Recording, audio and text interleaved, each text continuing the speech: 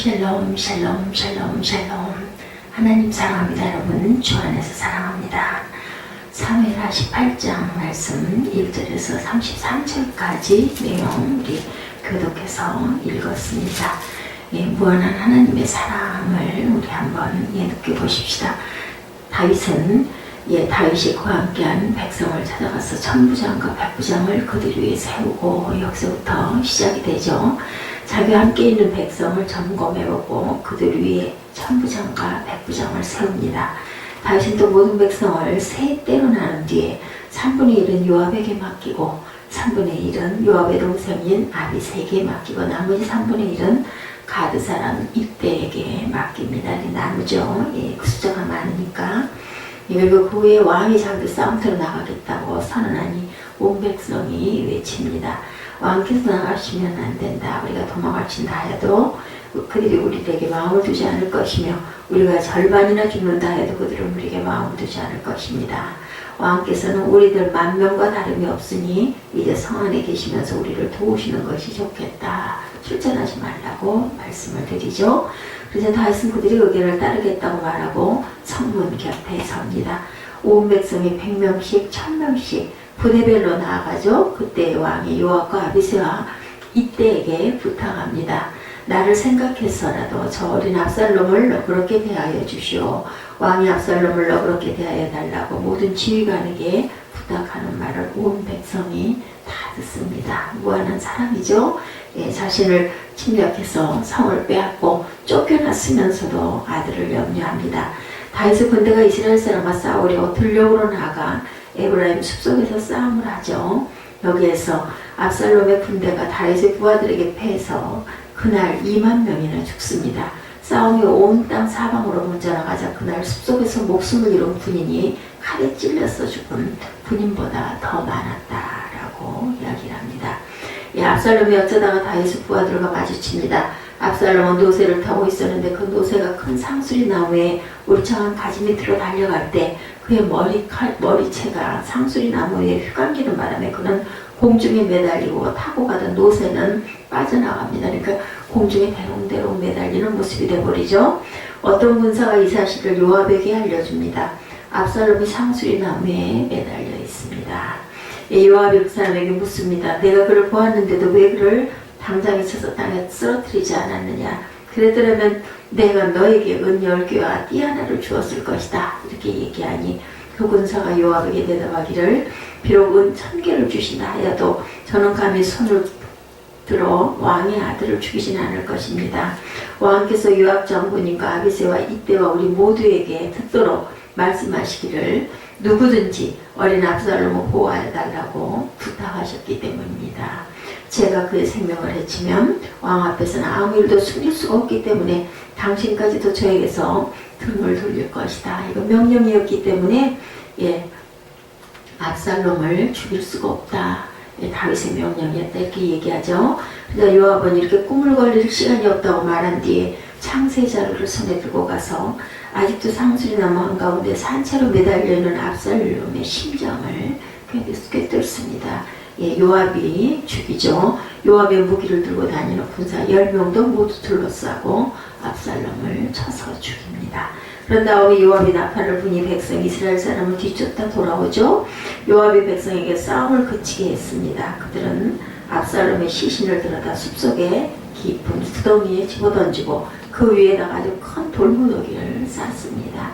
온 이스라엘 사람들은 도망해서 저마다 자기 장막으로 돌아가죠. 그때 제사장 사독의 아들 아히마아스가 요압에게 말합니다. 제가 왕께로 달려가 주께서 원수로부터 왕을 구원하셨다는 기쁜 소식을 전하겠습니다. 그러나 요압이 말립니다. 오늘은 아무리 좋은 소식이라도 내가 전하해서는 안 된다. 오늘은 왕이 아들이 죽은 날이기 때문이다. 너는 다른 날에 좋은 소식을 전하도록 하여라. 요압은 에디오파 사람에게 명령합니다. 내가 가서 본대로 왕께 아뢰어라.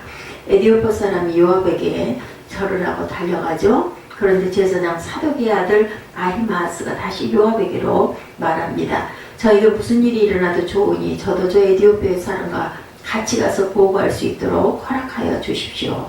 그래서 요압은 말립니다. 아히마아스야, 내가 왜 가려고 하는지 모르겠구나. 이 소식을 전해서는 아무 상도 받지 못한다. 아히마아스가 또다시 말합니다. 저에게 무슨 일이 일어나도 좋으니 저도 가겠습니다. 요압은 그에게 말합니다. 그렇다면 더 말리진 않겠다. 아히마아스는 요단계곡을 지나는 길로 달려 그 에디오파 사람을 앞질러 가죠.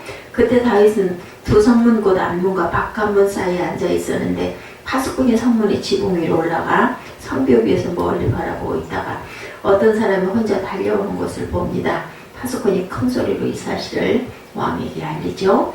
왕은 혼자 오는 사람이면 좋은 소식을 전하는 사람이다라고 대답합니다. 그 사람이 점점 가까이 다가오죠. 파수꾼이 보니 또 한 사람이 달려옵니다. 파수꾼이 큰 소리로 문지기에게 또 한 사람이 달려온다 하고 외치니 왕은 그도 좋은 소식을 전하는 사람이다. 파수꾼이 또 알립니다. 제가 보기에 앞서서 오는 사람은 달리는 것이 사독의 아들 아히마아스가 달리는 것과 같습니다. 그러자 왕이 그는 좋은 사람이니 좋은 소식을 전하러 올 것이다. 아히마아스가 왕에게 가까이 와서 평안하시기를 빕니다 하고 인사를 하죠. 얼굴이 땅에 닿도록 왕에게 절을 하고 아뢰입니다. 높으신 임금님께 반역한 자들은 없애버리시고 임금님께 승리를 안겨주신 임금님의 주 하나님을 찬양합니다. 이렇게 축복하죠. 왕이 그 어린 압살롬은 평안하더냐고 물으니 아히마아스는 임금님이시나 요압이 이 종을 보낼 때 큰 소동이 있었습니다. 무슨 일인지는 모르겠지만 곁에 서 있어라 하고 말하니 그는 곁에 물러서 있습니다. 바로 그때 에디오피아 사람이 들어오죠. 에디오피아 사람의 왕에게 아뢰입니다. 높으신 임금님께 기쁜 소식을 가지고 왔습니다. 주께서 오늘 임금님께 반역한 자를 없애버리시고 임금님께서 승리를 하셨습니다. 이렇게 아뢰입니다. 왕이 에디오피아 사람에게 묻습니다. 그 어린 압살롬이 평안하냐? 에디오피아 사람이 대답하죠. 높으신 임금님의 원수들을 비롯하여 임금님께 반역한 자들의 그 젊은이와 같이 되기를 바랍니다. 왕은 이 말을 듣고 마음이 찢어질 듯 아파 정문 위에 다락방으로 올라가서 웁니다. 그는 올라갈 때 내 아들 압살롬아 너 대신에 차라리 내가 죽을 것을 압살롬아 내 아들아 그렇게 울죠. 그래서 압살롬은 군대를 이끌고 다윗의 세력을 진멸하기 위해서 출동을 합니다. 이에 다윗은 진열을 정비해서 압살롬의 군대와 맞설 준비를 했죠. 다윗은 압살롬의 군대에 비교하면 그 숫자가 매우 미미했지만 그도 담대하게 그 작전 계획을 수립합니다.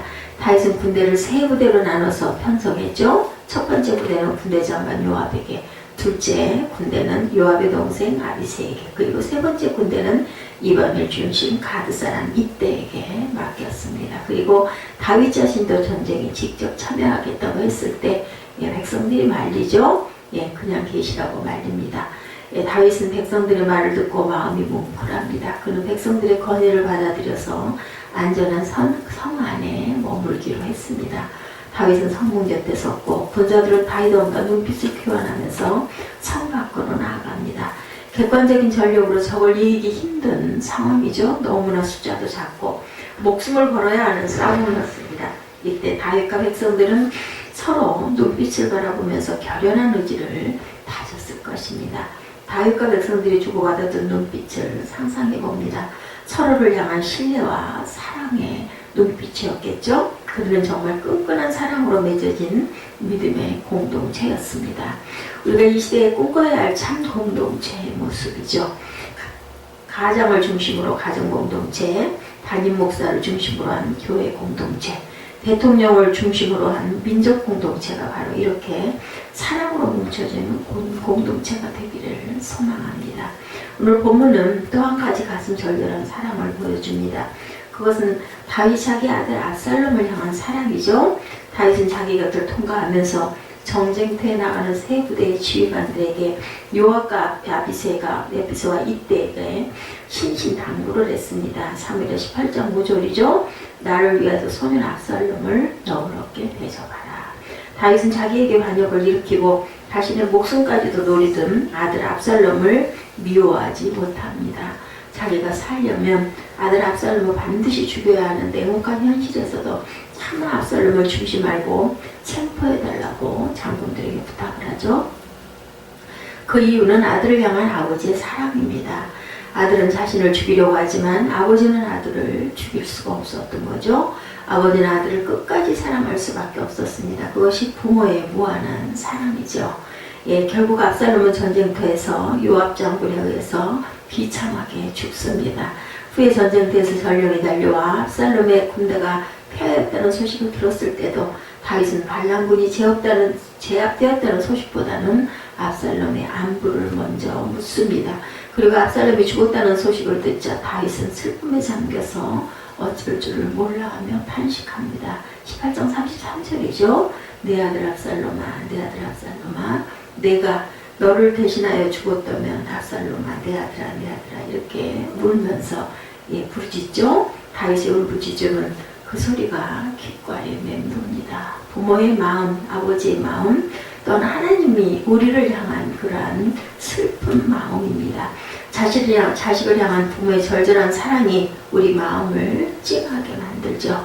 다윗이 보여준 부모의 사랑은 무한한 사랑입니다. 조건이 없는 희생적인 사랑, 그리고 사랑 속에서 우리는 나를 낳아주시고 길러주신 부모님의 사랑을 생각해야 됩니다. 또한 다윗이 보여준 무한한 사랑에서 하나님 아버지의 아버지를 생각합니다. 우리는 하나님을 거역하고 반역을 일삼던 사람이었죠. 그런데 하나님은 무한한 사랑으로 우리를 용서해 주시고 자녀 삼아 주셨습니다. 에베소서 2장 1절부터 8절에 보면 그는 허물과 죄로 죽었던 너희를 살리셨도다. 그때 너희는 그 가운데서 행하여 이 세상 풍조를 따르고 공중의 권세 잡은 자를 따랐으니 곧 지금 불순종의 아들들 가운데 역사하는 영이라. 전에는 우리도 다 그 가운데 우리 육체의 욕심을 따라 지내며 육체와 마음에 원하는 것을 하여 다른 이들과 같이 본질상 진노의 자녀이더니 긍휼이 풍성하신 하나님이 우리를 사랑하시는 그 큰 사랑으로 인하여 허물로 죽은 우리를 그리스도와 함께 살리셨고 또 함께 일으키사 그리스도 예수 안에서 함께 하늘에 앉히시니 이는 그리스도 예수 안에서 우리에게 자비하심으로 그 은혜의 지극히 풍성함을 오는 여러 세대에게 나타내려 하심이라. 너희는 이 은혜에 의하여 믿음으로 말미암아 구원을 받았으니 이것은 너희에게 난 것이 아니요 하나님의 선물이라고 말씀을 합니다. 하나님은 하늘에 계신 영원하신 우리의 아버지이시죠. 하나님 아버지는 다윗이 보여준 보성애와 비교할 수 없을 정도로 우리를 끝까지 사랑하십니다. 자기 아들 독생자 예수를 우리를 위해 내어주시기까지 사랑하시죠. 우리는 그 사랑을 받은 자고 지금도 받고 있죠. 우리의 삶은 하나님의 사랑이 기초가 되어야 합니다. 그 사랑으로 우리의 가정이 충만하고 교회가 충만해야 될 줄로 믿습니다. 그 사랑으로 하나가 되는 믿음의 공동체를 이루게 되기를 주님의 이름으로 축복합니다. 그리고 또한 두 번째 요압의 탐욕이 나타나죠. 다윗이 전쟁터에 나가는 세 장수에게 압살롬을 너그럽게 대해달라고 신신당부했는데도 압살롬이 전쟁에서 패하자 도망을 치다 나무에 머리카락이 걸려 매달려 있다는 소식을 듣고 다윗이 그 신신당부한 것 때문에 어떤 군사도 압살롬을 죽이려고 하지 않았는데 요압은 자기가 직접 가서 현장에서 압살롬을 죽입니다. 요압의 행동을 우리가 어떻게 평가해야 할까? 요압이 이렇게 행동한 이유는 다윗이 압살롬을 너무 사랑한 나머지 공평하게 처리하지 않는 그를 살려줄지도 모르겠고 그렇게 되면 나라가 불안하고 혼란스러울 것을 염려했기 때문이겠죠. 그렇지만 요압의 행동은 분명히 잘못된 부분이 있습니다. 다윗은 왕으로서 압살롬을 그 자리에서 죽이지 말고 상포하라고 명령을 내렸는데도 요압이 압살롬을 죽인 것은 왕의 명령을 정면으로 불순종하죠. 다윗이 압살롬을 죽이든 살던 것은 다윗 왕의 권한에 속한 것이라는 것을 우리가 생각해야 됩니다. 그래서 요압의 행동은 왕의 권위를 무시하는 행동이고 그것 하나님이 세우신 권위에 대한 도전이고 도전이라는 것을 알아야 됩니다. 하나님께 대한 도전이기도 하죠. 예. 요압은 자신의 권력을 위해서라면 살인도 서슴지 않는 야망으로 똘똘 뭉친 사람이었고 그는 다윗의 부하로서 여러 번 이런 행동을 했습니다. 그는 시기심 때문에 다윗의 오른팔을 중용하고 있던 아브넬과 아마사 장군을 죽이죠. 예, 훗날 요압은 다윗을 반역한 아도니아 왕자의 편에 서서 다윗을 반역하였다가 비참한 죽음을 맞게 됩니다. 열왕기상 2장 34절에 증거하죠. 우리는 요압을 보면서 하나님이 세우신 권위에 도전하거나 자신의 욕심으로 똘똘 뭉쳐진 사람이 어떤 종말을 맞이하는지를 명심해야 되겠습니다. 그런 작은 욕심이라도 방치하면 그것이 자라서 우리를 파멸에 이르게 한다는 사실도 명심하고 욕심을 비워야 되겠죠.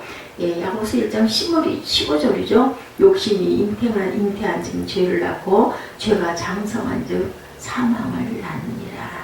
세 번째, 압살롬의 허영입니다. 압살롬은 당대의 인물과 지혜가 능력이 출중한 사람이었죠. 누구든지 그를 한번 보기만 하면 호감을 느끼고 다윗을 이어 왕이 될 만한 사람이라고 인정할 정도로 아주 용모가 출중했습니다.